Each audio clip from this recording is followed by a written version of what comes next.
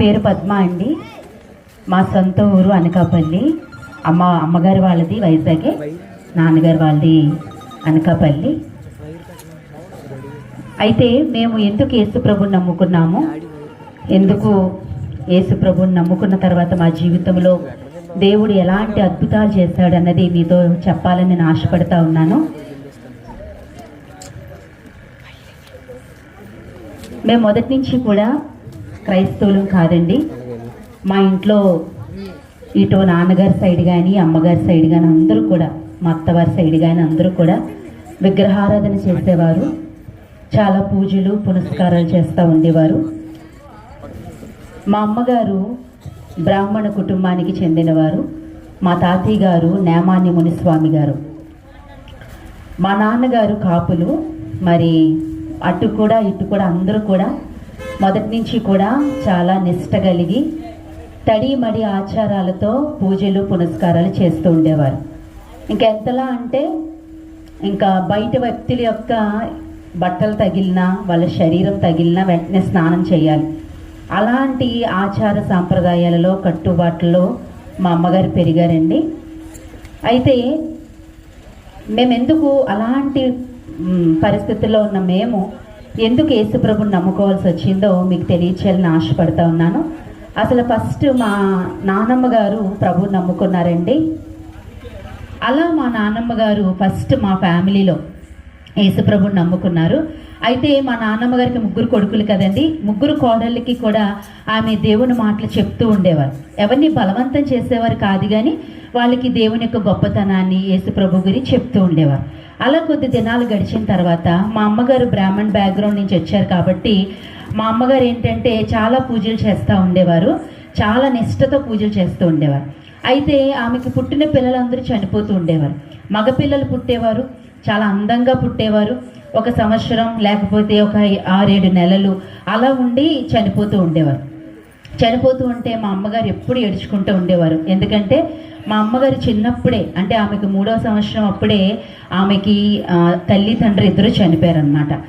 మా మేనమామ మరి వాళ్ళది కూడా చాలా పెద్ద కుటుంబం. అందుకే ఆ దినాల్లో వాళ్ళు క్యాస్ట్లు అవి చూడలేదు, కానీ ఎవరు మంచి కుటుంబాలు దొరికితే వాళ్ళకి ఇచ్చి పెళ్ళిళ్ళు చేశారు. అలాగా మా అమ్మగారికి పెళ్ళైన తర్వాత పిల్లలు అలా చనిపోవడంతో మా అమ్మగారు ఎప్పుడు ఏడుస్తూ ఉండేవారు. ఒకరోజు అలా ఏడుస్తూ పడుకున్నప్పుడు మా అమ్మగారికి యేసుప్రభు వారి కల్లో కనిపించి, తెల్లని వస్త్రాలు వేసుకొని కల్లో కనిపించి, అమ్మ ఎందుకు ఏడుస్తున్నావు, నువ్వు ఏడవకు, నువ్వు నీ బిడ్డల కోసమే కదా ఏడుస్తున్నావు, నీ బిడ్డలకి ఏమీ కాదు, నీ బిడ్డల్ని నేను కాపాడుతాను అని చెప్పి ఒక స్వరం ఆమె విన్నారు. వెంటనే యేసుప్రభు వారు అమ్మ తల నిమిరి వెళ్ళిపోయారనమాట. దాంతో మా అమ్మగారికి ఒక ప్రశ్న ఏంటంటే, నేను ఇన్ని సంవత్సరాలుగా నా చిన్న వయసు నుంచి కూడా తడి మడి ఆచారాలతో చాలా నిష్ఠగా నేను భక్తి చేస్తున్నాను, కానీ నేను నమ్మిన ఏ దేవుళ్ళు కూడా నాతో మాట్లాడలేదు. నేను ఎంత కష్టంలో ఉన్నా, ఎంత ఏడుస్తున్నా ఏ దేవుడు నాతో మాట్లాడలేదు.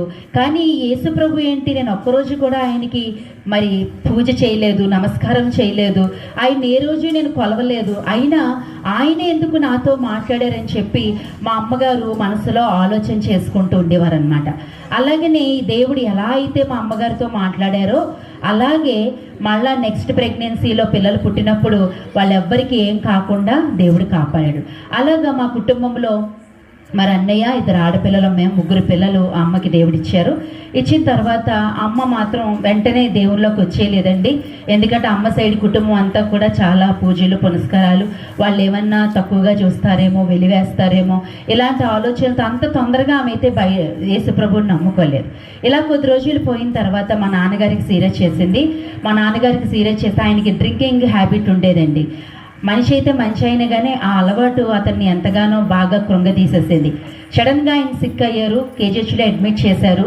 డాక్టర్స్ అన్నారు ఇతని అవయవాలన్నీ పాడైపోయామ్మా, మెంటల్ షాక్ కూడా వచ్చేసింది, ఇతను బ్రతకడు, 2 రోజుల్లో ఇతను చనిపోతాడు, మీ బంధువులందరికీ చెప్పుకోండి అని చెప్పేశారు. చెప్పినప్పుడు మా అమ్మగారు ఇంకేం చేయాలో తెలియక ఆ యేసు ప్రభు దగ్గరికి వెళ్ళి, ఒకప్పుడు నా బిడ్డల కోసం నేను ఏడుస్తున్నప్పుడు నా బిడ్డల్ని కాపాడావు, ఇప్పుడు నా భర్తను నువ్వు కాపాడకపోతే నా బిడ్డలు, నేను, నా పరిస్థితి ఏమైపోవాలి, నాకు చూస్తే వెనకతల తల్లి తండ్రి ఎవరూ లేరు అని చెప్పి మా అమ్మగారు ఒక నిబంధన తీసుకున్నారు.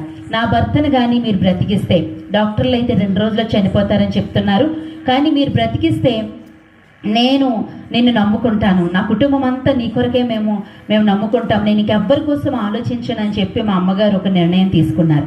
అలాగనే మరి 2 రోజుల్లో చనిపోతారని చెప్పిన మా నాన్నగారు నాకు 17 సంవత్సరాలు వచ్చినంత వరకు మరి దేవుడు అంటే ఎప్పుడు నాకు ఇది జరిగి నాకు 4వ సంవత్సరం అండి, నేను అప్పుడు ఈ యొక్క ఇన్సిడెంట్ జరిగింది.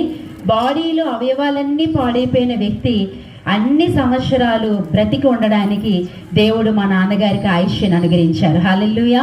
అలాగా మా నాన్నగారిని దేవుడు బ్రతికించి మాకు మగదిక్కుగా మాకు తండ్రిగా ఇంట్లో నిలబెట్టారు. అలాగా ఎప్పుడైతే ఇదంతా జరిగిందో వెంటనే మరి మా అమ్మగారు మా నాన్నగారు బాప్తిసం తీసుకోవడం జరిగింది. వెంటనే మరి కుటుంబం అంతా కూడా చర్చికి వెళ్ళడం స్టార్ట్ చేసాం. అయితే మమ్మల్ని అందరూ మా చుట్టాలు మా బంధువులందరూ వింతగా చూస్తూ ఉండేవారు, వీళ్ళేంటి ఈ క్రిస్టియన్ మతంలో కలిసిపోయారు అని.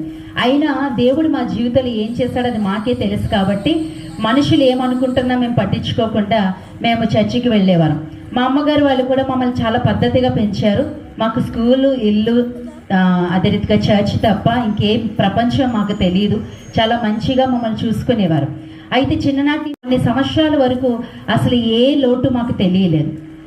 అయితే మా నాన్నగారు మాకు తెలియకుండా ఆయన ఒక పొరపాటు చేశారు. ఏంటంటే ఆ పొరపాటు ఆయనకు వచ్చిన బిజినెస్లో ఉన్న లాభాన్నంతా ఈ యొక్క పేకాటకి ఖర్చు పెట్టి, తర్వాత వ్యసనాలకి ఖర్చు పెట్టి, ఫ్రెండ్స్కి ఖర్చు పెట్టి, ఇలాగా వచ్చిన ఆదాయం తక్కువైతే ఖర్చు ఎక్కువ చేసి ఆయన అప్పులైపోయిన సంగతి కూడా మాకు తెలియదు. చక్కగా ఇంట్లో మాత్రం భార్య పిల్లల్ని బాగా చూసుకుంటూ ఉండేవారు. అయితే ఒకరోజు అది కరెక్ట్గా వేసవి కాలం, సమ్మర్లో మనకి హాఫ్ డేస్ ఇస్తారు కదండి స్కూల్లో, అలాగా ఆ టైం అనమాట. మేము స్కూల్ నుంచి మధ్యాహ్నం ఇంటికి వచ్చాం. ఇంటికి వచ్చేసరికి మా ఇంటికి 2 తాళం కప్పులు వేసి ఉన్నాయి. అసలు ఇంటికి ఒక తాళం కప్పే కదా వేస్తారు ఎక్కడికైనా వెళ్తే, కానీ 2 తాళాలు వేసి ఉన్నాయి. మాకేం అర్థం కాలేదు. అప్పుడు మేము చాలా చిన్నవాళ్ళం, నేను అప్పుడు 7th చదువుతున్నాను, అయితే మా అక్క 8th చదువుతుంది. మేమిద్దరం మొహాలు చూసుకున్నాం. అయితే ఏం చేయాలో తెలియక వెంటనే మా పక్కింటి ఆంటీ గారిని అడిగాం అనమాట. ఏమైందంటే వాళ్ళు అన్నారు, మీ నాన్నగారు ఎవరికో డబ్బులు ఇవ్వాలంటమ్మా, వాళ్ళు వచ్చి ఇంటికి తాళం వేశారు అని చెప్పారు. తర్వాత మీ నాన్నగారికి హార్ట్ స్ట్రోక్ వచ్చింది, ఆయనేమో మీ అమ్మగారు కేజీహెచ్కి తీసుకొని వెళ్ళారని చెప్పారు. అసలు మాకేం అర్థం కాలేదు, అసలు ఏం జరుగుతుంది. ఎంతవరకు మా కుటుంబంలో చాలా సంతోషంగా ఉన్నాం కదా, ఒక్కసారి ఏంటి ఈ ఆకస్మిక పరిమాణం అని చెప్పి మాకేం చేయాలో తెలియక మేము ఏడవడం స్టార్ట్ చేసాం. నాకు అన్నయ్య ఉన్నాడని చెప్పాను కదండి, అన్నయ్య కూడా ఏంటంటే తను లేక పొడడం వల్ల బాగా ముద్దు చేసి తన్ని అసలు ఏమీ అనకపోవడం వల్ల చిన్నప్పటి నుంచి తను ఏంటంటే లోపల ఫ్రెండ్స్కి, తర్వాత ఎక్కువ బయట తిరుగుతూ ఉండేవాడు. కుటుంబం పట్ల అంత బాధ్యత తనకు ఉండేది కాదనమాట. సో 2 ఆడపిల్లలం అలా రోడ్డు మీద ఉన్నాం, ఎక్కడికి వెళ్ళాలో తెలియదు. అమ్మ చూస్తే హాస్పిటల్కి వెళ్ళారు అన్నారు, మమ్మల్ని ఎవరు చేరదీస్తారు. ఈ విషయం మా చుట్టాలు మా బంధువులందరికీ తెలిసింది, కానీ ఎవ్వరూ రాలేదు. ఎందుకంటే వాళ్ళు అనుకున్నారు మా నాన్నగారికి ఇది 2వసారి హార్ట్ స్ట్రోక్ రావడం, సో ఆయన చనిపోతారు, ఇప్పుడు కానీ మనం వెళ్తే మా మేనత్తలు అందరూ కూడా చుట్టుపక్కలే అందరూ ఉన్నారు, ఈ సమయంలో వెళ్తే వాళ్ళ బాధ్యత మన మీద పడుతుంది అని చెప్పి అందరూ తప్పించుకున్నారు. ఒక సామెత ఉంటుంది కదండి, బెల్లం ఉన్నప్పుడే చుట్టూ చీమలు ఉంటాయని. అలాగే మా దగ్గర అన్నీ ఉన్నప్పుడు అందరూ మాతో ఉన్నారు. ఒక్కసారి ఎప్పుడైతే ఈ విషయం ఇలా జరిగిందో అందరూ మమ్మల్ని వదిలిపెట్టి వెళ్ళిపోయారు. అయితే ఇరుగు పొరుగు వాళ్ళు అందరూ మమ్మల్ని చేరదీశారు. ఒక 4-5 డేస్ హాస్పిటల్లో ఉండి మా నాన్నగారు రికవరీ అయిన తర్వాత ఇంటికి వచ్చిన తర్వాత మాకు తెలిసిన విషయం ఏంటంటే, అసలు ఎందుకు ఈ పరిస్థితి జరిగిందంటే, మా నాన్నగారు చాలా పరువుగా బ్రతికిన ఆయనండి. ఆయన అన్నంత దూరాన్ని ఉంటుండగానే సౌకర్ గారు వస్తున్నారని చెప్పి చాలా రెస్పెక్ట్ ఇస్తారనమాట. ఆయన వస్తుంటే అందరికి చాలా గౌరవంగా చూస్తారు. అలాంటిది ఆయన చేసింది తప్పే. వెంటనే మా యొక్క నాన్నగారిని ఏం చేశారంటే, రేపు నాడు వీడు కూడా వెళ్ళిపోతాడేమో ఐపీ పెట్టేసి అని చెప్పి రోడ్డు మీదే ఆయన బండి మీద వస్తున్నప్పుడు ఒక ఆయన ఆపి, నువ్వు అర్జెంటుగా నాకు ఇవ్వాల్సిన డబ్బులు ఇస్తావా లేదా, లేకపోతే నీ బండి తీసుకుంటానని చెప్పి ఆ చేతిలో ఉన్న బండి బలవంతంగా లాక్కున్నారు. అది లాక్కోవడం మా నాన్నగారు జీర్ణించుకోలేకపోయారు. ఎందుకంటే నేను అందరిలో పరువుగా బ్రతుకుతున్నాను, ఇలా నడి రోడ్డు మీద ఈ బండి ఇలా తీసుకోవడం ఆయన తట్టుకోలేక ఇంటికి రాగానే ఆయనకి హార్ట్ స్ట్రోక్ వచ్చింది, ఎక్కువ థింక్ చేయడం వల్ల. హార్ట్ స్ట్రోక్ రాగానే మా అమ్మగారు తీసుకొని వెళ్ళిపోయారు. ఇక్కడ ఆ విషయం తెలిసిన వెంటనే ఇంకొక ఆయన వచ్చి మా ఇంటి మీద తాళం వేశారు. ఇంకొక ఆయనకి డబ్బులు ఇవ్వాలంట మా నాన్నగారు. ఆ తర్వాత ఏం జరిగిందంటే, మాకు కంపెనీ ఉండేదండి, చెప్పాను కదా, మాకు బిజినెస్లో మా స్వీట్స్ హార్ట్స్ చేసేవారు. అనకాపల్లిలో మీకు అందరికీ తెలుసు, బెల్లానికి ప్రసిద్ధి. అక్కడ ఎక్కువ ఈ బిజినెస్లు ఎక్కువ ఉంటాయి, ఎక్కువ కంపెనీస్ అక్కడ ఉంటాయి. అలాంటి కంపెనీస్ మా పెద్దనాన్నగారికి మాకు కూడా ఉండేవి. మీరు చిన్నపిల్లలు తింటారు కదా నారింజ మిఠాయి, ఇలాంటివన్నీ కూడా అప్పట్లో మా పెద్దనాన్నగారి కంపెనీలో అవన్నీ తయారు అవుతుండేవి. మా కంపెనీస్లో మనం తినే ఈ వేరుశెనగుండలు, మైసూర్పాకులు, మిక్సర్లు ఇవన్నీ ఇప్పుడు తింటున్నాం కదా, అవన్నీ అప్పట్లో మా దగ్గర నుంచి హోల్సేల్గా బయటికి సప్లై అవుతూ ఉండేవి అనమాట. అయితే అలాంటి కంపెనీలో చాలా మిషన్స్ ఉంటాయి, చాలా పరికరాలు ఉంటాయి. అయితే ఇంకొక ఆయన వచ్చి ఏం చేశారంటే, ఆయనకి కూడా మా నాన్నగారు డబ్బులు ఇవ్వాలంట. ఈ పరిస్థితుల మధ్య మాకు ఏం చేయాలో అర్థం కాలేనప్పుడు, మేము ఏడుస్తూ ఉన్నప్పుడు ఇరుగు పొరుగు వాళ్ళందరూ మమ్మల్ని చేరదీసి మమ్మల్ని ఎంతో ప్రేమగా చూసుకున్నారు.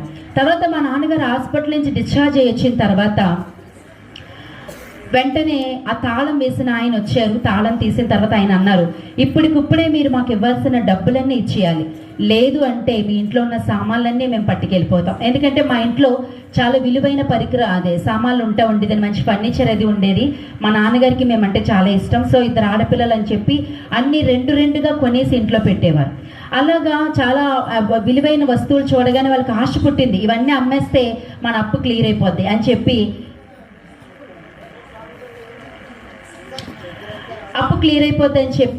వాళ్ళు ఏం చేశారంటే ఆ యొక్క సామాన్లన్నీ తీసుకుంటుంటే వీధిలో ఉన్న వాళ్ళందరూ వచ్చి వాళ్ళని బతిమాలుతున్నారు, దయచేసి అలా చెయ్యొద్దు, 2 ఆడపిల్లలతో ఉన్నారు, వారు చాలా మంచి కుటుంబం, వాళ్ళు అలా అటు ఇటు వెళ్ళిపోయే వాళ్ళు కాదు, మీకు రావాల్సిన డబ్బులు వాళ్ళు ఇచ్చేస్తారు, కాబట్టి కొంచెం టైం ఇవ్వండి, ఆయనకి కూడా ఆరోగ్యం బాగాలేదు కదా అని ఆ వీధిలో ఉన్న వాళ్ళందరూ ఈ పని చేస్తున్న వాళ్ళని వచ్చి బతిమాలుతున్నారు.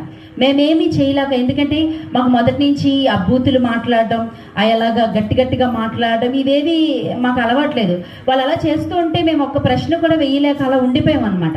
ఉండిపోయినప్పుడు అప్పుడు ఆ వీధిలో అందరూ వచ్చి అడుగుతున్నారు, ఒక్కసారి ఆలోచించండి, కొంచెం టైం ఇవ్వండి, ఆడపిల్లలతో ఉన్నారు, మీరు ఇలా చేయడం కరెక్ట్ కాదు అని వాళ్ళందరూ బతిమాలుతున్నా సరే ఏ మాత్రం కూడా ఆలోచన చేయకుండా వెంటనే మరి ఆ సామాన్లన్నీ ఆ రాత్రే పట్టుకొని వెళ్ళిపోతే మేము అలాగ తల్లి నలుగురం అలా ఉండిపోయాం. మా అన్నయ్యకి ఇవేమీ తెలియదు, తను ఎక్కడో బయట తిరుగుతూ ఉండేవాడు. 2 ఆడపిల్లలు చాలా అప్పటి వరకు బయటికి వెళ్ళే అంటే ఎక్కడ తిరగడం ఏమీ తెలియదు మాకు. ఇదంతా జరిగిన తర్వాత రాత్రి ఇంకా మా నాన్నగారు అన్నారు, తెల్లవారేసరికల్లా మన ఈ వీధి విడిచిపెట్టి వెళ్ళిపోదాం, ఇక్కడ కానీ ఉంటే నేను చచ్చిపోతాను, నా పరువు అంతా పోయిందని చెప్పి మార్నింగ్ అందరూ ఇంకా లేవకముందే ఊరికి కొంచెం దూరంలో అక్కడ ఒక చిన్న ఇల్లు తీసి అందులో మమ్మల్ని తీసుకొని వెళ్ళిపోయారు. అక్కడికి వెళ్ళిన తర్వాత కూడా ఈ అప్పుల వాళ్ళు ఎవ్వరు కూడా మమ్మల్ని మనశ్శాంతిగా ఉండనిచ్చేవారు కాదు. సామాన్లు పట్టుకెళ్ళిపోయినా ఇంకా వాళ్ళకి దురాశ అన్నమాట. వచ్చి ఇంటి మీదకి తాగేసి వచ్చి బూతులు మాట్లాడుతూ, ఇదిగో మీరు ఇచ్చిన సామాన్లు మేము అమ్మేస్తాము, ఒకవేళ కానీ మా డబ్బులకి సరిపడా ధనము వాటికి రాకపోతే మిమ్మల్ని మళ్ళా రోడ్డుకి ఇడుస్తాము, మీ మీద పోలీస్ కంప్లైంట్ ఇస్తాము, ఇలాగా అని చెప్పి నోటుకొచ్చిన మాటలు మాట్లాడుతూ ఉంటే ఇంకా మా వల్ల కాలేదు. ఎందుకంటే అప్పటి వరకు మేము ఎవరి చేత ఒక మాట అనిపించుకోలేదు, ఎవరిని ఒక మాట మేము అనలేదు. మా అమ్మగారు మా నాన్నగారు వర్కర్స్ని కూడా వారి సొంత బంధువుల్లా చూసుకునేవారు, ఓనర్స్ లాగా ఎప్పుడు వాళ్ళు బిహేవ్ చేయలేదన్నమాట. ఆ యొక్క వర్కర్స్ కూడా వరుసలు పెట్టి మా అమ్మగారిని మా నాన్నగారిని పిలుస్తూ వాళ్ళకి ఏ కష్టమున్నా మాతో చెప్పుకునేవారు. అలాంటి కుటుంబానికి ఇన్ని మాటలు పడాల్సిన అవసరం వస్తుంది ఏంటని చెప్పి మేము ఇంకా ఏం చేయాలో తెలియక బాధపడుతూ ఉన్నప్పుడు మా నాన్నగారు అన్నారు, ఇంకా మనం చనిపోతే కానీ ఈ బాధలు మనకు తప్పవని చెప్పి ఆ దినాల్లో మనకి రేషన్లో కిరోసిన్ ఇచ్చేవారు. కిరోసిన్ తీసుకొచ్చి మా అమ్మగారు ఇంట్లో ఒక పక్కన పెట్టారనమాట. పక్కన పెడితే అది తీసుకొచ్చి వెంటనే మా మీద వేసేసి అగ్గిపెట్టి తీసి వెలిగించేస్తుంటే మా అమ్మగారు వెంటనే ఆయన చేతిలో అగ్గిపెట్టి లాక్కొని బలవంతంగా అగ్గిపెట్టి తీసుకెళ్ళి బయట కాలువలో పడేసి, చనిపోతే మీరు చనిపోండి, నా పిల్లల్ని నేను పోషించుకుంటాను, కూలి పని చేసైనా నా పిల్లల్ని నేను పోషించుకుంటాను, మీరు చేసిన తప్పిదములకి పిల్లల్ని ఎందుకు మీరు చంపుతారని చెప్పి వెంటనే మా అమ్మగారు మమ్మల్ని తీసుకొని వైజాగ్లో మా పెద్దమ్మగారి ఇంటికి మమ్మల్ని తీసుకొని వచ్చేసారు.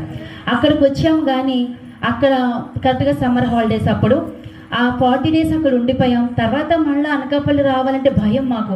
అమ్మో మళ్ళీ ఎవరైనా వస్తారేమో, మళ్ళీ ఎవరైనా వచ్చి గోల్ఫ్ చేస్తారేమో, ఇంటి మీదకి వస్తారేమో అని చాలా భయంతో మేము ఉంటున్నాం. జాగ్రత్త వినండి, ఒక రాత్రిలోనే మా జీవితం అంతా మారిపోయింది.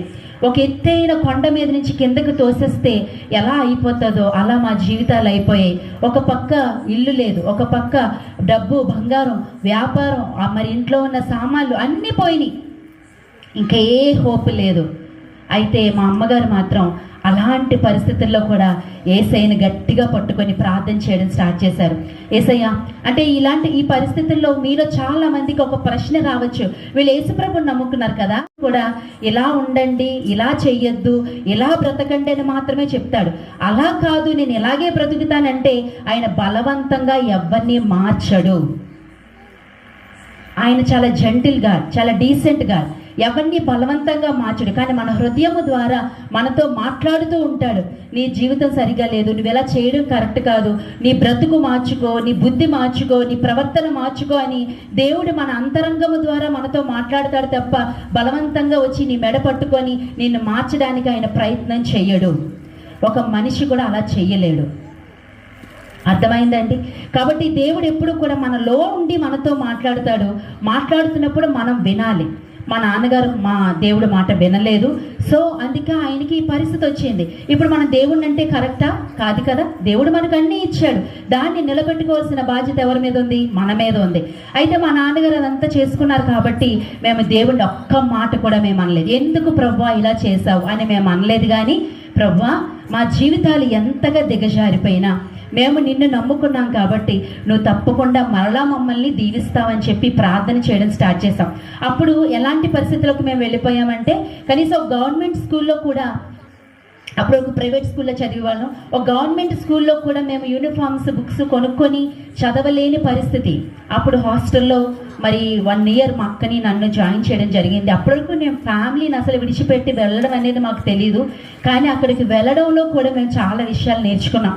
వెళ్ళింది 1 year కానీ 10 సంవత్సరాల అనుభవాన్ని దేవుడు మాకు నేర్పించాడు. ఆహారం యొక్క అంటే అవన్నీ ఉన్నప్పుడు ఏమీ తెలియదు కదండి. అక్కడికి వెళ్ళిన తర్వాత భోజనం యొక్క విలువేంటో తెలియచేశాడు, బట్టల యొక్క విలువేంటో తెలియచేశాడు, సంబంధాలు, మనుషుల యొక్క విలువేంటో దేవుడు తెలియచేశాడు, డబ్బును ఎలా ఖర్చు చేయాలో దేవుడు మాకు తెలియచేశాడు. ఇలా మా అక్కకి నాకు చాలా విషయాలు దేవుడు నేర్పించాడు.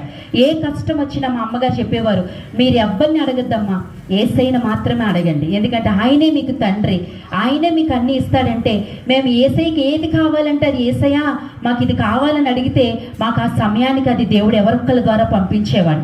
అలాగా మా జీవితం అలా వెళ్ళబుస్తూ ఉన్నప్పుడు మా నాన్నగారు సడన్గా ఆయన ఇంక హెల్త్ పాడైపోయి ఆయన చనిపోయారు. చనిపోయిన తర్వాత మా నాన్నగారు ఇంకా చాలా అప్పులు మిగిల్చారు కదండి. అయితే మా అమ్మగారు ఒక కంపెనీ, అంటే ఏ కంపెనీని అయితే మేము స్టార్ట్ చేసామో మా కంపెనీలో వర్క్ చేస్తున్న వర్కర్స్ కంపెనీస్ పెట్టుకుంటే వాళ్ళ దగ్గర పనికి మా అమ్మగారు వెళ్ళేవారు. ఉదయం నుంచి రాత్రి వరకు కష్టపడితే మా అమ్మగారికి 25 రూపాయలు ఇచ్చేవారు. అయితే నేను హాస్టల్ నుంచి వచ్చిన తర్వాత నేను మళ్ళా స్టడీస్ కంప్లీట్ చేయాలనుకున్నప్పుడు మా నాన్నగారు అన్నారు, వద్దమ్మా మీరు ఇంకెక్కడికి వెళ్ళదు, ఇక్కడే చదువుకోండి. మా అమ్మగారు అన్నారు, ఇక్కడైతే నేను చదివించలేను కాబట్టి ఇంక చదువు మానేసి నువ్వు కూడా పనికి రామ్మా అన్నారు. అంటే నేను మా అమ్మగారు ఇద్దరు పనికి, అప్పటిదాకా నాకు అసలు ఏ పని తెలీదు, చాలా ముద్దుగా నేను పెరిగాను, ఇంట్లో చిన్నదాన్ని. సో అలాంటి పరిస్థితుల్లో నేను మా అమ్మగారు ఉదయం నుంచి రాత్రి వరకు వెళ్ళి కష్టపడితే నాకు ఒక 15 రూపాయలు, మా అమ్మగారికి ఒక 20 నుంచి 25 రూపాయలు ఇచ్చేవారు. ఆ డబ్బులు అలా తీసుకొచ్చి ప్రార్థన చేసి మా అమ్మగారు ఇంట్లో అంతా చూసేవారు. మా నాన్నగారికి, మా నాన్నమ్మ గారు అప్పుడే పెరాలసిస్ వచ్చి ఆయన మా బెడ్ మీద ఉన్నారు, ఆవిడకి చూసుకునేవారు, మాకు చూసుకునేవారు. ఇలాగ ఏ లోటు, ఏ ఇంటికి వెళ్ళి ఒక పూట భోజనం మేము తినలేదండి, ఎవరిని ఒక రూపాయి కూడా మేము చేయి చాచలేదు. ఏం కావాలన్నా యేసయ్యని అడగడం మాత్రమే మా అమ్మగారు నేర్పించారు. అలాగే మేము యేసయ్యకి ప్రార్థన చేస్తున్నప్పుడు అందరూ మమ్మల్ని చూస్తూ అనేవారు, అసలు మీరు ఇంత దిగజారిపోయారు కదా, కానీ మీరు అలా కనిపించడం లేదు, మీరు ఎంత చక్కగా ఉంటున్నారు. పిల్లలు కామ్గా ఉండండి. చాలా చక్కగా ఉంటున్నారు. అసలు మీకు ఇన్ని కష్టాల నుంచి మీరు వచ్చారంటే ఎవరు నమ్మరంటే మా యేసయ్య మమ్మల్ని పోషిస్తున్నాడని చెప్పేవాళ్ళు. అలా కొద్ది రోజులు గడిచిన తర్వాత మా నాన్నగారు ఫస్ట్ చనిపోయారు. మా అమ్మగారు ఆ వచ్చిన డబ్బులతోని ఇంకా మా నాన్నగారు మిగిల్చి ఉంచిన, ఎందుకంటే బైబిల్లో ఒక మాట రాయబడి ఉంది, మనం ఎవరికి అప్పు అచ్చి ఉండకూడదని, అంటే ఎవరికి రుణం తీసుకున్నప్పుడు వాళ్ళకి ఇచ్చేయాలని. మేము ఎన్ని కష్టాల్లో ఉన్నా మా అప్పులన్నీ మేము పూర్తి చేసాం. ఎవ్వరి దగ్గర మేము ఎవ్వరికి ఇవ్వడం మానేయలేదనమాట. అందరు కష్టపడుతూనే, మా అమ్మగారు నేను కష్టపడుతూనే మరి ఇంట్లో అంతా నడిపిస్తూ ఉండేవాళ్ళు. నడిపిస్తూ ఉన్నప్పుడు కొద్ది రోజులకి మా నాన్నగారు సిక్ అయి చనిపోయారు. మా నాన్నగారు చనిపోయిన తర్వాత మా అన్నయ్య వేరే కంట్రీ వెళ్ళాడు జాబ్ చేద్దామని. వెళ్తే అక్కడ తనకి అపెండిక్స్, మీకు తెలిసే ఉంటుంది, 24 గంటల కడుపు నొప్పి అంటారు కదా, అది సివియర్ అయిపోతే ఈ సమయంలో చుట్టాలు బంధువులు ఏం చేయాలి? ఆదరించాలి, ధైర్యపరచాలి. కానీ వాళ్ళు ఏమన్నారంటే, మీరు యేసుప్రభు నమ్ముకున్నారు కదా, యేసుప్రభు ఏం చేశాడు? మీ నాన్న పోయాడు, మీ అన్న పోయాడు, మీ వ్యాపారం పోయింది, మీకున్నదంతా పోయింది, ఇంకెందుకు ఆ యేసుప్రభుని నమ్ముకోవడం అని అంటూ, ఇంకా మిమ్మల్ని ఎవరు పెళ్ళిళ్ళు చేసుకుంటారు? 2 ఆడపిల్లలు ఉన్నారు, వెనకాల చూస్తే ఏ ఆస్తులు లేవు, పెద్ద చదువులు కూడా లేవు, ఏమి ఇవ్వడానికి ఏ బ్యాక్గ్రౌండ్ లేదు, ఎవరు పెళ్లి చేసుకుంటారు వీళ్ళని? కాబట్టి మీ క్రిస్టియన్స్లోనే ఎవరొకరిని ప్రేమించి ఎవరినో చూసుకొని లేచిపోండి అని మా యొక్క అమ్మ సైడ్ పెద్దనాన్నగారు అన్నారు. అసలు నాన్నగారు వరుస అయిన వాళ్ళు అలాంటి మాటలు అనకూడదు. వాళ్ళు ఏం చేసినా చేయకపోయినా అమ్మ ఏం కాదులే, దేవుడు ఉన్నాడు, మీకు చూసుకుంటాడని చెప్తే బాగుండేదేమో. కానీ వాళ్ళు అన్నారు, మీరు ఎవరితోనో లేచిపోండి అని అన్నారు. ఎందుకంటే వాళ్ళకి మేము దేవుడు నమ్ముకోవడం ఇష్టం లేదు. ఇలాంటి పరిస్థితి వచ్చినా ఎప్పుడు వస్తుందా అని చూసి ఉంటారేమో. ఆ పరిస్థితి వచ్చినప్పుడు వాళ్ళు అలా మాట్లాడుతున్నప్పుడు మేము ఒకటే చెప్పాం, యేసయ్య ఏది చేసినా దేవుడే, చెయ్యకపోయినా దేవుడే. మేము చేసిన తప్పులకి ఈ శిక్షణ మేము అనుభవిస్తున్నాం కాబట్టి మా దేవుడు మమ్మల్ని విడిచిపెట్టడు. ఆయన కష్టంలోనైనా దేవుడే, సుఖంలోనైనా దేవుడే. ఆయన మా కోసం ఏమి చేయకపోయినా మా కోసం ప్రాణం ఇచ్చాడు, అది మాకు చాలు. మేము ఇప్పుడు చనిపోయినా మేము మోక్షంలో సంతోషంగా ఉంటాం. ఆ నిశ్చయత మీకు లేదు, మాకుంది. కాబట్టి మా దేవుడు చేసిన దేవుడే, చేయకపోయినా దేవుడే అని మేము అలాగా యేసు ప్రభువుని గట్టిగా పట్టుకొని మేము నిలబడ్డాం. ఇలా కొద్ది రోజులు గడిచింది. తల్లి ముగ్గురమే ఉండేవాళ్ళం. చాలా బాధగా ఉండేది. కానీ యేసుప్రభుకి ప్రార్థన చేసుకుంటే ధైర్యం వచ్చేది. ఎందుకంటే ఆయనే మాకు తండ్రి అనుకున్నాం. మేము ఒకటే ప్రార్థన చేస్తాం, ప్రభువా వీళ్ళందరూ ఇన్ని మాటలు మాట్లాడుతున్నారు కదా, ఈ లోకంలో తండ్రి, ఎవరైనా చనిపోతాం కదండి, ఎవరైనా ఎక్కువ కాలం ఉండిపోతారా? వెనక ముందు అంతే. అయితే సంతోషకరమైన విషయం ఏంటంటే, మా నాన్నగారు మా అన్నయ్య చనిపోయే ముందు, అంటే ఇంకొద్ది రోజుల్లో చనిపోతారనగా, వాళ్ళ పాపాలన్నీ దేవుని దగ్గర ఒప్పుకొని వారు యేసు ప్రభుని వారు దేవుడిగా నమ్మారు. హల్లెలూయా. మాకు ఇప్పుడు ధైర్యం ఏంటంటే, వాళ్ళు తెలిసి నమ్ముకున్నారో తెలియక నమ్ముకున్నారో, చివరి స్టేజ్లో నమ్ముకున్నా వారు సరైన దేవుడిని నమ్ముకున్నారు కాబట్టి వారు చనిపోయాక దేవుడి దగ్గర ఉంటారనే ధైర్యం మాకుంది. ఫిజికల్గా మేము వాళ్ళని కోల్పోయాం, కానీ స్పిరిచువల్గా ఒకరోజు మేము యేసయ్య దగ్గర వారిని చూస్తాము అన్న ధైర్యము దేవుడు మాకు ఇచ్చాడు. హల్లెలూయా. అయితే మేము ఏమాత్రం భయపడకుండా అలా ప్రార్థన చేసుకుంటూ ఉన్నప్పుడు ఒకరోజు పెద్ద వర్షం పడతా ఉంది. జాగ్రత్త వినండి అమ్మా. పెద్ద వర్షం పడతా ఉంది. ఆ వర్షంలో మా ఇంటికి ఒక పెద్దింటి ఆవిడ వచ్చింది. ఆవిడెవరో మాకు తెలియదు, మేమెవరో ఆవిడకి తెలియదు. ఎవరో చెప్పారంట, పలానా క్రిస్టియన్స్ ఫ్యామిలీ, వాళ్ళు చాలా మంచి వాళ్ళు, చాలా పద్ధతి కలిగిన వాళ్ళు అని చెప్పారంట. అది విని ఆవిడ చూద్దామని చెప్పి మా ఇంటికి వచ్చారు. వస్తే మా ఇంట్లో వేయడానికి, అంటే చెప్పాను కదండి ఇంట్లో అన్నీ పోయినాయి. ఒక పాత ఇంటిలో, పాడు పడిపోయిన ఒక ఇంట్లో, ఆ ఇంట్లో కూడా ఎవరో సూసైడ్ చేసుకొని చనిపోయారంట. సో ఆ ఇంట్లో ఎవరు దిగేవారు కాదు, భయపడతారు కదండి. అలాంటి ఒక ఇంట్లోకి మేము వెళ్ళిపోయాం. ఎందుకంటే అక్కడ రెంట్ తక్కువగా ఉంటుందని. వెళ్ళిపోయి అక్కడ మేము ఉంటున్నప్పుడు కనీసం ఇంటికి ఎవరైనా వస్తే వేయడానికి కూడా మా దగ్గర కుర్చీ కూడా లేదు. ఆవిడ రాగానే నేను గబగబా పక్కింటికి వెళ్ళి ఒక కుర్చీ తీసుకొచ్చి వేశాను. ఇలాంటి విషయాలు చెప్పడానికి నేను అసలు సిగ్గుపడను. కొంతమంది కూడు కలగగానే కులాన్ని మర్చిపోతారు, గతాన్ని మర్చిపోతారు. కానీ నిజమైన కృతజ్ఞత ఏంటో తెలుసా అండి, మనం ఎంత ఎత్తుకి ఎదిగినా గతాన్ని ఎప్పుడు మర్చిపోకూడదు. ఏ స్థితి నుంచి వచ్చామో అది మర్చిపోకూడదు. ఆ స్థితికి తీసుకొచ్చిన దేవుణ్ణి అంతకన్నా మర్చిపోకూడదు. ఒక కుర్చీ తీసుకొచ్చి నేను వేశాను. వేసిన తర్వాత ఆమె కూర్చొని మాతో చాలాసేపు మాట్లాడిన తర్వాత ఆమె అన్నారు, అమ్మ మాకు మీ కుటుంబం చాలా బాగా నచ్చింది, మీరు బాగా బాగా బ్రతికి చితికిపోయిన కుటుంబంలో మాకు కనిపిస్తూ ఉంది అని చెప్పి ఆమె అన్నారు, మీ పెద్ద కుమార్తెని మా అబ్బాయికి ఇస్తారా అని అడిగారు. అని అడిగితే మేము అలా మొహాలు చూసుకున్నాం. ఎందుకంటే వాళ్ళ ఇంట్లో అందరూ డాక్టర్స్, ఇంజనీర్స్, వేరు వేరు గల్ఫ్స్లో, కంట్రీస్లో వాళ్ళు జాబ్స్ చేస్తున్నారు. వాళ్ళకి చాలా ఆస్తులు ఉన్నాయి. వాళ్ళకున్న ఆస్తులు ఎక్కడున్నాయో ఎన్ని ఉన్నాయో వాళ్ళకి తెలియదు. అలాంటి కుటుంబం వచ్చి మమ్మల్ని సంబంధం అడుగుతూ ఉంటే మేము అలా నిశ్చేష్టులుగా చూస్తూ ఉన్నాం. ఎందుకంటే మా చుట్టాలు, మా బంధువులు ఏమన్నారు, మిమ్మల్ని ఎవడు పెళ్లి చేసుకుంటాడు, మీరు ఎవరొకరు చూసుకొని లేచిపోండి అని అన్నారు కదా. అందుకే మేము ఆశ్చర్యంగా చూస్తూ ఉంటే ఆమె అంటూ ఉన్నారు, అమ్మ నాకు ఒక్క రూపాయి కట్నం కూడా వద్దు, మీ అమ్మాయిని అలా మాకు ఇచ్చేయండి చాలు, మేమే తిరిగి కట్నం ఇచ్చి మీ అమ్మాయిని చేసుకుంటాం కాబట్టి చెప్పి ప్రార్థన చేసుకొని చెప్పడం జరిగింది. ఇది జరిగి 24 సంవత్సరాలు పూర్తయి 25వ సంవత్సరం అండి ఇది. మా అక్కకి మొన్నే వెడ్డింగ్ యానివర్సరీ అయింది, 24 years కంప్లీటెడ్. ఆ 24 సంవత్సరాల క్రిందట మా అక్క వివాహం దేవుడు ఎంత ఘనంగా జరిగించాడంటే, కోటపాడిలో ఒక 3 ఎకరాల స్థలం తీసుకొని, సిటీలో ఎక్కడా స్థలం సరిపోదని చెప్పి ఆ యొక్క కోటపాడులో 3 ఎకరాల స్థలం తీసుకొని ఆ స్థలాన్నంతటిని హైదరాబాద్ నుంచి డెకరేటర్స్ని, తర్వాత కుక్ చేసే వాళ్ళని అందరినీ తీసుకొని వచ్చి చాలా అందంగా ఆ ప్లేస్ అందరినీ డెకరేట్ చేసి, ఒక ఎమ్మెల్యే ఎంపీ కొడుకు పెళ్ళి ఎలా అవుతుందో అంత గ్రాండ్గా మా అక్క పెళ్ళి జరిగిస్తే ఇంకా ఆ పెళ్ళికి విశేషం ఏంటంటే, పెళ్ళికి అసలు మేము కదా కట్నాలు ఇవ్వాలి, సారీ పెట్టాలి, ఇవన్నీ వాళ్ళు అన్నారు. మాకు అసలు ఏమీ వద్దు, మీ అమ్మాయిని అలా ఇచ్చేయండి చాలని చెప్పి మేము ఏ వస్తువులు అయితే కోల్పోయామో అవన్నీ మాకు వాళ్ళు తయారు చేయించి మాకు తిరిగి కట్నం ఇచ్చి, మాకు తిరిగి బంగారం పెట్టి, మాకు తిరిగి సారీ పెట్టి మా అక్కకి అంతా వాళ్ళు ఘనంగా వివాహం జరిగించుకున్నారు. మేము ఆశ్చర్యపోతున్నాం, ఇది అసలు మన అక్క పెళ్ళేనా? మా అన్నయ్య అంటూ అంటే ఇది జరిగిన తర్వాత మా అన్నయ్య చనిపోయాడండి. మా అన్నయ్య అంటూ అనేవాడు, తంతే బూర్ల గంపులో పడినట్టు పడింది అని. అలాగా మా అక్క జీవితంలో దేవుడి కార్యం చేశారు.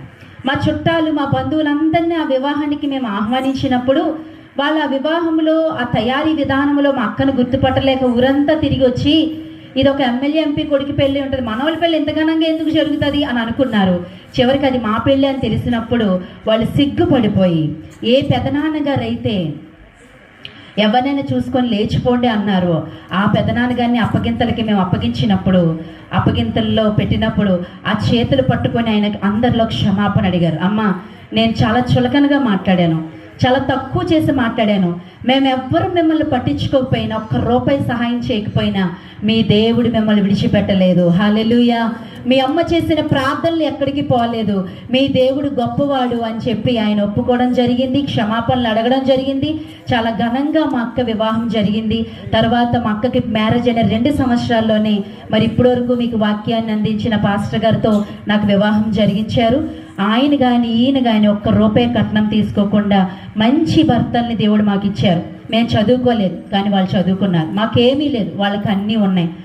ఈవెన్ అత్తమామలు అంటే అప్పుడు చేసుకోవచ్చు, కానీ తర్వాత ఇది తేలేదు అది తేలేదని బాధపడతారు కదండి, అలాంటి పరిస్థితి కూడా మాకు లేదు. మా అత్త మామలు కూడా అందరూ మా అక్క వాళ్ళ అత్తగారితో అమ్మమ్మ అని పిలవమంటారు. మీరు మాకు మనవరాళ్ళు, నేను మీకు అమ్మమ్మను, అమ్మమ్మనే పిలవండి, నీ కూతురు నాకు కూతురు, నా కొడుకు నీకు మావయ్య అంటారు అనమాట. ఇటు మా హస్బెండ్ సైడ్స్ కూడా చాలా మంచి కుటుంబాన్ని దేవుడు మాకు ఇచ్చాడు. ఆడపడుచులు ఏంటి, అత్తమామలు ఏంటి, ఎవ్వరు ఇప్పటికి వచ్చి మమ్మల్ని ఏమీ తీసుకురాలేదని ఒక మాట అనకుండా ఇంకా మాకు చాలా గౌరవం ఇస్తూ చాలా ప్రేమగా చూసుకునే కుటుంబాన్ని ఇచ్చాడు. ఇంకా మా అమ్మగారి విషయం అయితే ఆమె మగదిక్కును కోల్పోయినా, పిల్లల్ని కోల్పోయినా, మరి 2 అల్లుళ్ళు కూడా ఆమెను ఒక తల్లిలా చూసుకుంటారు, అమ్మ అనే పిలుస్తారు, అత్తగారని పిలవడం మేము ఎప్పుడు వినలేదు. హల్లెలూయా. అలాగా దేవుడు మా కుటుంబాన్ని దీవించాడు.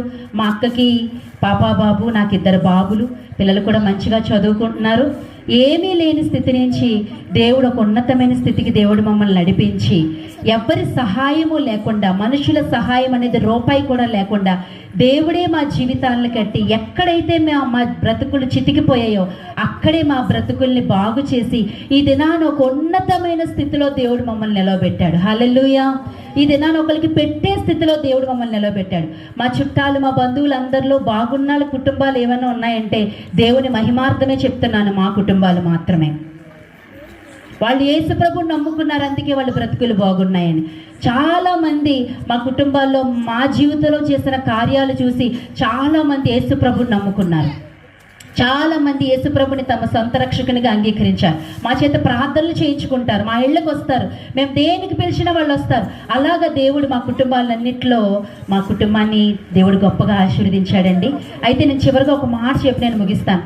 యేసుప్రభు కష్టాలు వచ్చిన వాళ్ళకే దేవుడు కాదండి. నీ కష్టంలో నీ సుఖంలో నిన్నెవరూ అర్థం చేసుకోకపోయినా యేసయ్య అర్థం చేసుకుంటాడు. కానీ అంతకన్నా విలువైనది ఆయనలో ఒకటి ఉంది. ఏంటంటే మనమందరము కూడా జన్మతః కర్మతః పాపులం.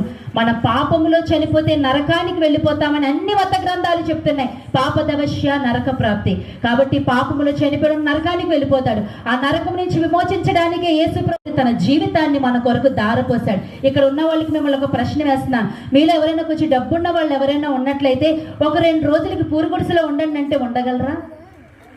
ఒక 2 రోజులకి కూలి పని చేయండి అంటే చేయగలరా? చేయలేరు కదా. ఒక స్థితికి వెళ్ళిపోయిన తర్వాత మన కిందకి దిగాలంటే చాలా కష్టం. అలాంటిది దేవాతి దేవుడు, ఈ సర్వ జగత్తును కలిగి చేసిన దేవుడు, నిన్ను నన్ను పుట్టించిన దేవుడు నిన్ను నన్ను రక్షించడానికి మానవునిగా దేవుని స్వభావాన్ని విడిచిపెట్టి మానవునిగా ఈ లోకానికి వచ్చాడు. హల్లెలూయా. ఆయన్ని నమ్ముకుంటే మన జీవితం ధన్యమవుతుంది. యేసు ప్రభు వారు మతం మార్పిడి కాదండి, ఆయన బ్రతుకులు మార్చడానికి వచ్చాడు. చాలా మంది మత మార్పిడి అంటున్నారు. మత మార్పిడి కాదు, బ్రతుకులు మార్చే దేవుడు ఆయన. మా బ్రతుకులు మార్చాడుగా. నేను చెప్పాను కదా నా సాక్ష్యం అంతా ఎలా. ఇప్పుడు నేను రీసెంట్గా ఇక్కడ కొన్ని విషయాలు నేను విన్నాను. నేరేళ్ల వలసలో రీసెంట్గా చాలా మంది చనిపోయారు, సూసైడ్ చేసుకున్నారు. ఇక్కడ ఊరి ప్రజలకు తెలుసు ఏమా, చాలా మంది సూసైడ్ అటెంప్ట్స్ చేసుకున్నారు. ఎందుకు చేసుకున్నారు? వారి జీవితంలో వచ్చిన కష్టాల్ని తట్టుకోలేక, ఇంకా వేరే ఎలాంటి హోప్ లేక, ఇంకా చావే శరణ్యం అనుకొని వాళ్ళు చనిపోయారు. నేను అంటా ఉన్నాను, యేసు ప్రభుని నమ్ముకుంటే కష్టాలు రావు అని నేను చెప్పను. యేసు ప్రభుని నమ్ముకున్నాక యేసు ప్రభుని నమ్ముకోలేని వాళ్ళకి కష్టాలు వస్తాయి, యేసు ప్రభుని నమ్ముకున్న వాళ్ళకి కష్టాలు వస్తాయి. కానీ యేసు ప్రభుని నమ్ముకున్నాక నీ జీవితంలో కష్టం వచ్చినా యేసయ్య నీకు తోడుగా ఉంటాడు. హల్లెలూయా.